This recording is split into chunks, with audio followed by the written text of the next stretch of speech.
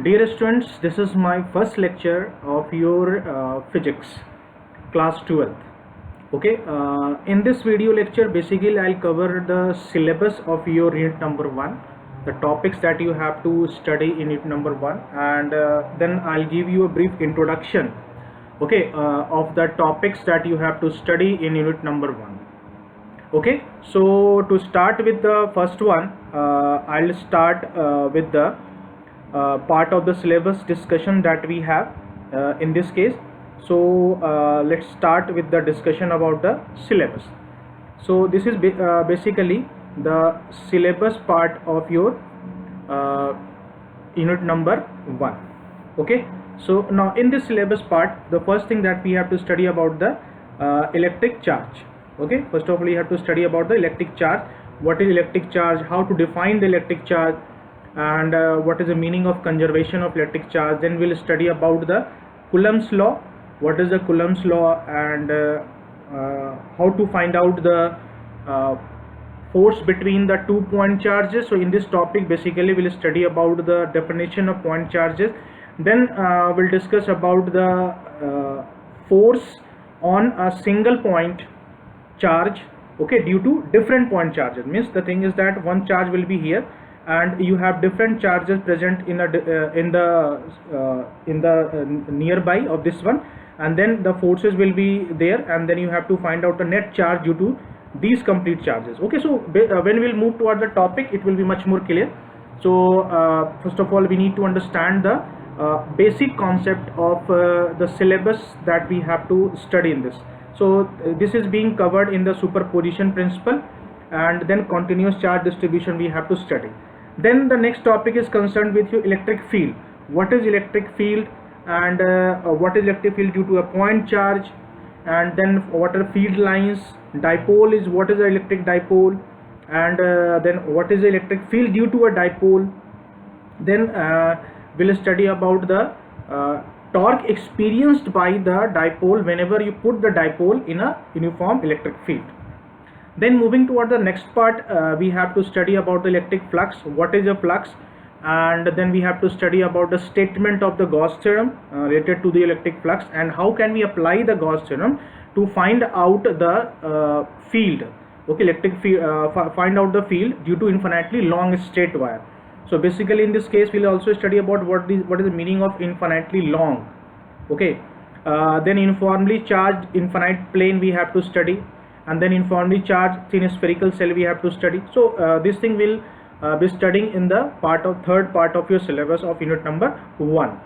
Then it's coming towards your electric potential. So here we are going to study about the what is electric potential, potential difference, then electric potential due to a point charge. So this fourth part is concerned with the potential, study of the potential part. Okay, potential part due to the electric charges you are having. Then what is the equipotential surface, how can we define an electropotential surface, and how to get an equipotential surface. And then we have to study about the electrical potential energy of a system of 2 point charges. Okay, whenever you have 2 point charges kept here in this way, then how to deal the electric potential in these cases. Okay, in this case. So and then we have to study about the electric dipoles in an electrostatic field.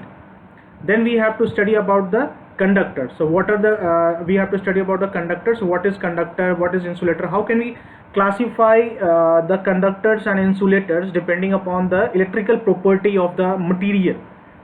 Okay, how can we classify the material into conductors and insulator depending upon the electrical property of the material, and from where this electrical property comes, so that we are classifying the material into the classification of conductor and the insulator. Then we have to study about the free charges, what are the bound charges. Then dielectric and electric polarization. Dielectric materials, what are dielectric materials, how the electric polarization happens in the dielectric materials. Then capacitors we have to study, and the capacitance, then combination of capacitor series in parallel we have to study. Then capacitance of a parallel plate capacitor with and without dielectric. This is very important part. Questions in the competitive exams also, the questions is being asked from this one. You have to find out the capacitance of a capacitor Okay, whenever some dielectric medium is there present in between the plates.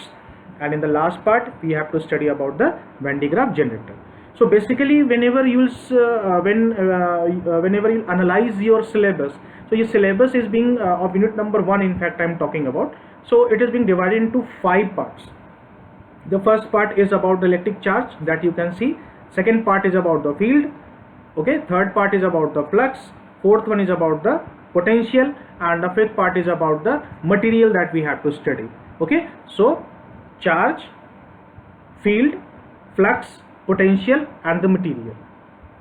Okay, it seems to be very syllabus may seem to be very, you can say, explanatory. I have given in a very explanatory way of the syllabus so that you understand very minute things of the syllabus that you have to study. Okay, so let's start with the first topic of your unit number 1 of your physics of 12th class, that is your electrostatic. So basically, to start with this one, first of all I'll try to explain the topic of the this unit, electrostatic. What we understand from the word electrostatics. So first of all, in any whenever you come across any terminology, just try to bifurcate or try to divide the terminology into 2 parts first of all. So here we can divide the this topic or this terminology in 2 parts. The first part, I'll start with the right hand side, statics. Statics means what? Something is static in nature. Static in nature means what? At rest. Okay, static in nature means what? It is at rest, no motion. And electro is concerned with the charge. So in this case we are going to study about the charges at rest.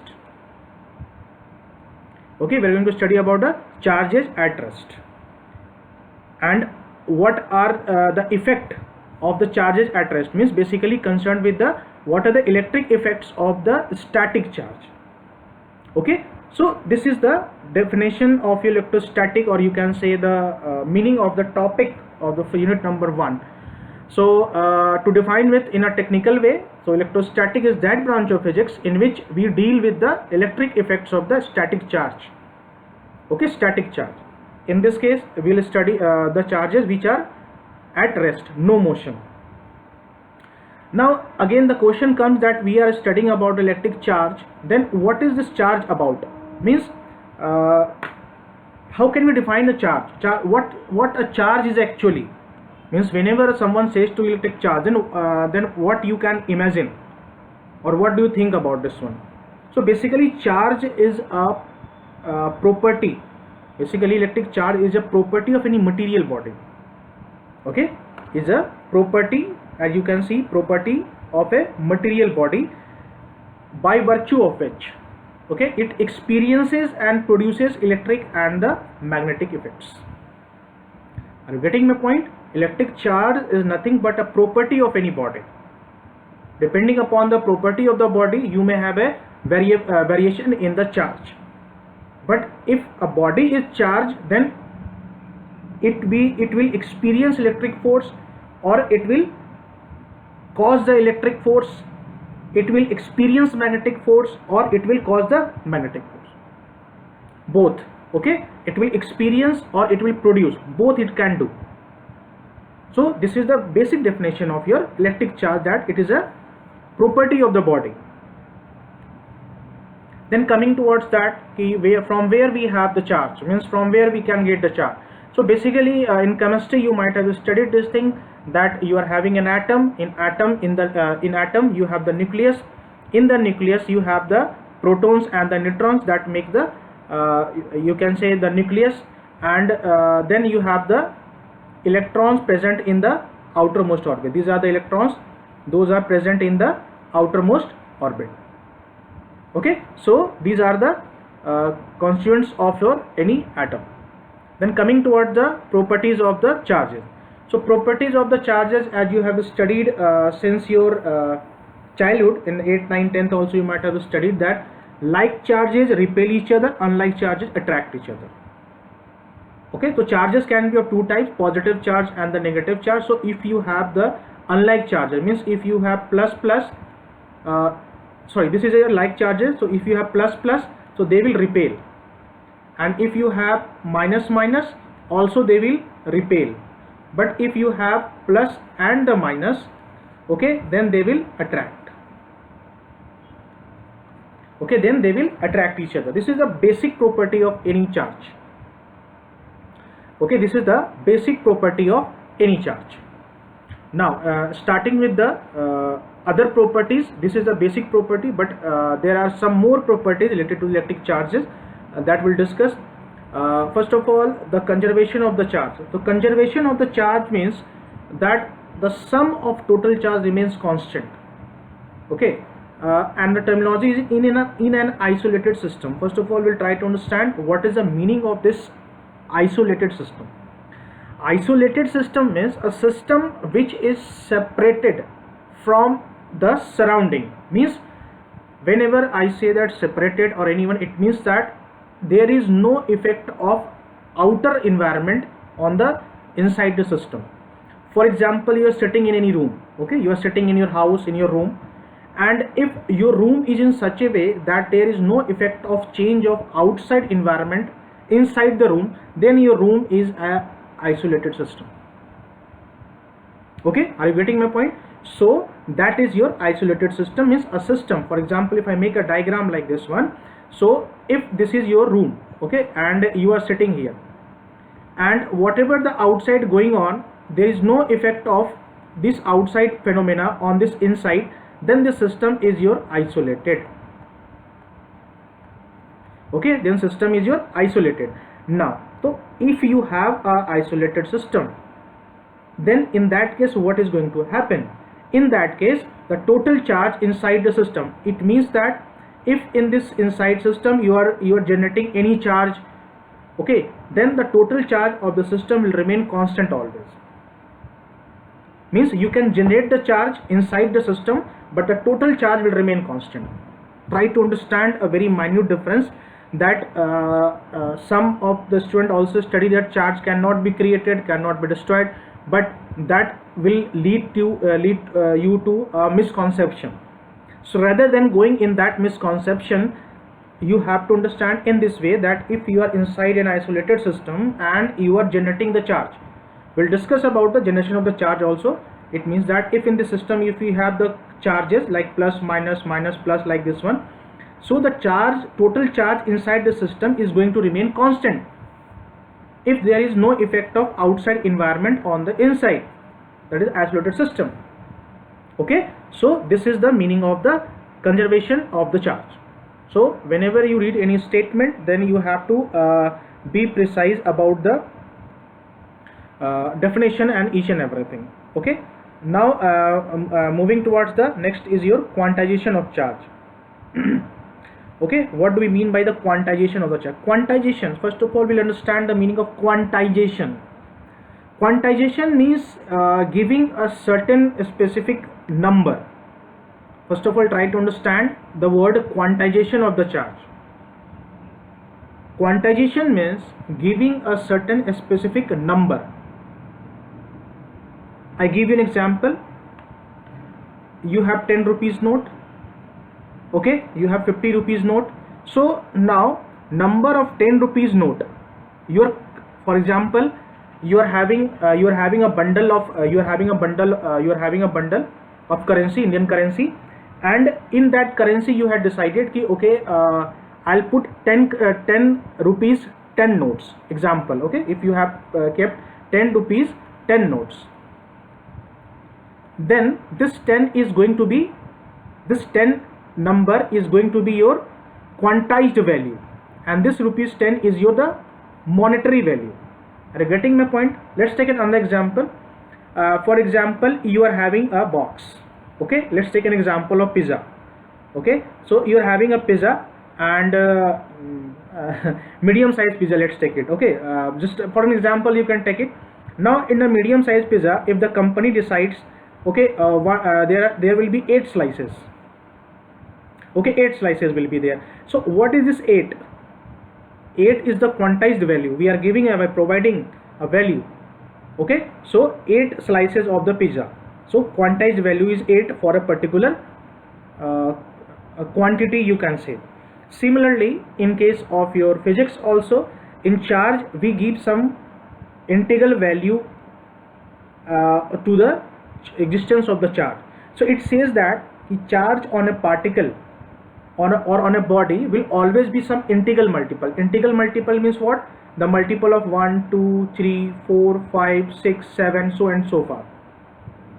Okay, so the charge on a particular body will exist in the integral multiple. They will not be in the fraction. Okay, so if you say that total charge you have to find out, then first of all you have to understand how many charges. For example, if you say that there are 4 negative charges, so total charge how many? So what is the total charge? 4 into the charge of the electron E, that will be equal to Q. Okay, so this is a very basic question. Sometime in objective question also these things comes on. That's why I have explained this thing. So this is the quantization of the charge. Okay, now next topic is your again in the properties of the charge. As I told you that in the properties we'll discuss a bit more about that one. So properties of the charge is the charge is always associated with mass. It means that if you have a mass, then you'll have a charge. Okay, if you have a mass, let me write down, if mass is there, then charge is there. Okay, but main important thing is that charge can't exist without mass, but mass can exist without a charge. So someone may have a confusion, okay, what kind of statement is this one? Now let me explain this thing. See, this is very simple concept that you have. For example, you are having this mass. Okay, you are having this mass and presently there is no charge on it.